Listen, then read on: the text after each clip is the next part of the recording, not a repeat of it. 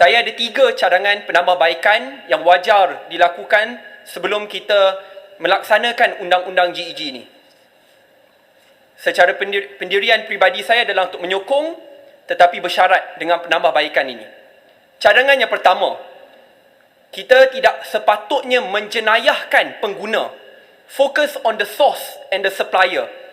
Jikalau kita mengakui bahawa rokok dan vape itu menyebabkan ketagihan, dengan itu kita tidak perlu dan wajar menghukum mereka yang ketagih kerana ini bukan pilihan mereka. Sebab itu kalau kita menggunakan the New Zealand model yang kerap dijadikan contoh, di New Zealand mereka tidak kenakan denda compound ataupun ingin mengheret anak muda tersebut ke mahkamah jenayah, tetapi fokus kepada the supplier and the source. Saya faham Kementerian Kesihatan kata kita akan letakkan garis panduan hanya RM50. Tetapi realitinya Kementerian tidak ada kawalan 100% ke atas ke semua penguat kuasa. Pada masa yang sama, Kementerian tidak ada kawalan ke atas sistem kehakiman negara. Kementerian juga tidak ada kawalan ke atas pendakwa raya. Some things are beyond your control.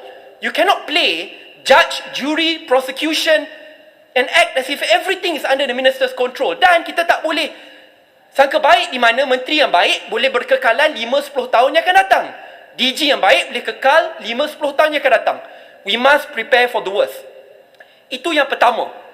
Cadangan yang kedua, kajian yang penuh berdasarkan sains dan data perlu dilakukan untuk melihat produk harm reduction.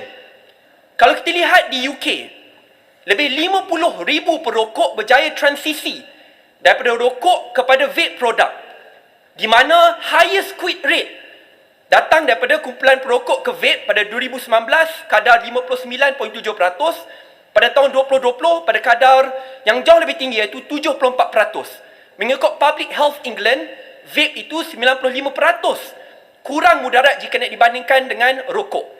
Saya faham mungkin Kementerian Kesihatan akan katakan, tetapi generasi baru ini tidak akan rokok dan tidak akan vape langsung.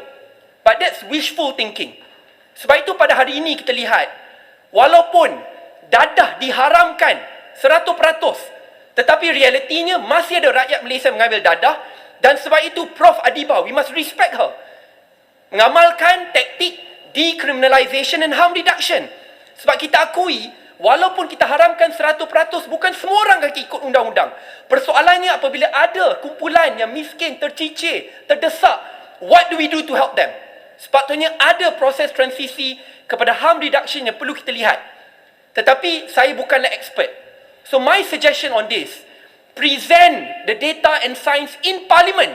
Dan biarlah kumpulan-kumpulan pakar jangan lihat satu pihak saja, present it, follow the science and data, bukan rush the bill through. One more time I like to quote. Apabila saya datang ke taklimat, contoh yang kerap digunakan adalah New Zealand. Tetapi New Zealand lagi sekali mengecualikan vape and harm reduction product. Sebab itu kita tidak perlu terburu-buru, have a transitional process behind it. Cadangan yang ketiga, kita patut keluarkan section-section yang agak outdated dan mudah untuk disalahgunakan. Kuasa yang agak besar bagi DG to deregister corporations and associations yang just based on suspicion dan tidak diberikan compensation langsung, pampasan jikalau wujudnya salah guna. Search and seize without warrant.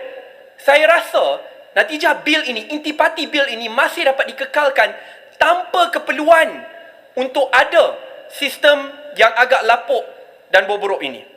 Sebab itu Tuan Yang di-Pertua, kita masih ada masa to pass this bill together. Tetapi banyak penambahbaikan yang perlu dilakukan. Saya ingin katakanlah di sini, especially as MPs, we need to walk the talk. Rakyat di luar sana sedang melihat kita nak kenakan tindakan jenayah, fine RM5,000 atau RM500 ke atas mereka. Tetapi ahli parlimen dalam dewan ini sendiri dengan tak rasa malu langsung boleh hisap rokok atau vape di dalam kawasan parlimen. Walk the talk. Kita boleh, yang lain tak boleh. Isu 2 darjat ini dekat dengan hati rakyat. Sebab itu kita tidak boleh abaikan sentimen di luar sana. If we as MPs cannot act as exemplary models, who are we to judge them outside?